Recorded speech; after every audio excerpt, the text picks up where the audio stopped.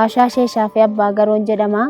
Godina Jimmaa Aanaa Limmuu Kossaa kanan Kellaa Gabbisaa ganda Kellaa Gabbisaadha kanan jiraadha. Miseensi maatii ijoollee 4 qaba. Anaa olii wajjin 6. Umuriin koo 27.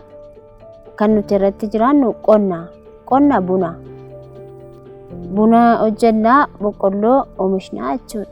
Kan nuti irratti jiran hojii bunaaf boqqolloo irratti jechuudha. Maatii koo yeroo jarri deeman baddaa dhaqee qoraanan funaanaa bishaanin naqaa saatii gimmaashii deemeen taphadhaa.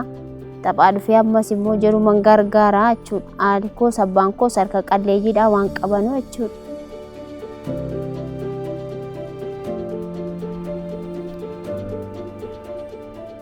Maqaan kan koo Ajaa'ib Khaliifaa Muhammad. Walitti dhufeenyi keenya gaa hin beektaa jiruuni jaalala jalqabnisaa jaalaluma keessa bakkuma tokko naannoo tokko bakka tokko dhalannee guddanne jireenyi maatii gaa itti beektu.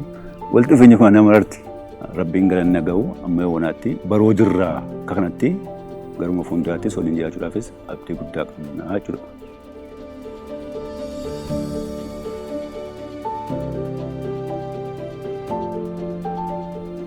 Qonna lafa hin qonna yeroo qonnu yoo namni gwaaddanyoonni keenya waa qabaatan wal biraa fudhannee dhaabbanna yoo gwaaddanyoonni keenya dhabe immoo lafa waliin jijjiirree sangaa abbaa tokko geessinee lafa abbaa tokko qonnee wal jala jijjiirree dhaabbanna jechuudha. Amma sanaan booda immoo gara kanaan dhufanii ennaan shoonnee itti gammannee dhaabbataa turre bara 2 bareedaadhuma baanee turre jechuudha.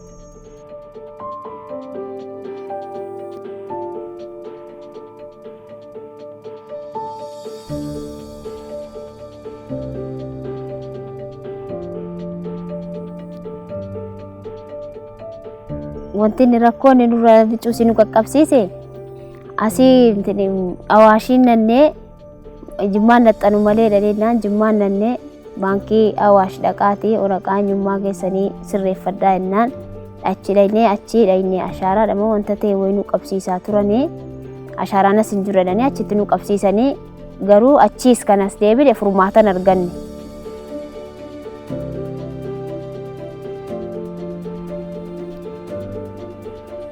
Galmoofnee miseejiin nu galee yeroo miseejiin nu galu badaa gammanne kan nama dafeeyyuu kan hin galleechu jira. Keenya garuu atatta'umaan jiru sana nu galee ala galu gammannee baqqaa dhufnee xaa'oo keenya nu kennanii awaash baankii dhannee jechuudha. Baqqaa birriin sun miseejiidhaan nu galee birrii ammanatis ni galeedha nu kenninaan fudhannee xaafiidhaan hin facaafadhe jechuudha bara sanaan.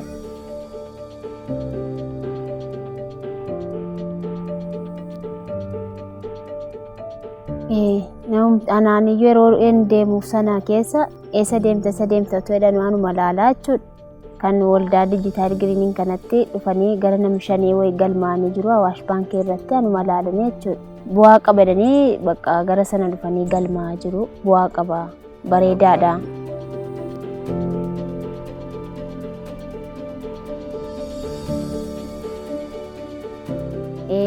Itti maan jira. Jarris immoo yeroo an deemu kana na gaafatanii eessa deemta jedhanii na wajjin kan deemanii galmaa'anus jiru.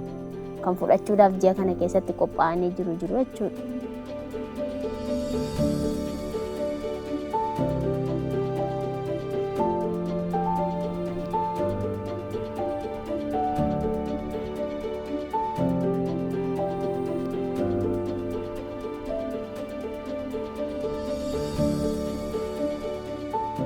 ስሜ ሳሚና ሰይፉ ይባላል።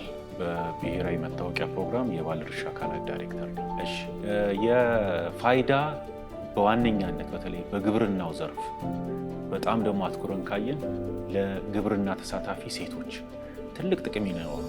ግብርናው ላይ ስንገባ እንግዲህ ከመሬት ካርታ ጀምሮ ከምርት አቅርቦት ጀምሮ ሴቶች እንዴት በኢኮኖሚ ውስጥ ግብርናን መሰረት አድርገው ቻምፒዮን ማድረግ ይችላሉ የሚለውን ትልቁን ጭብጥ የሚሰጠው የፋይናንስ አቅርቦት አለ ከአካውንት መክፈት ጀምሮ ማለት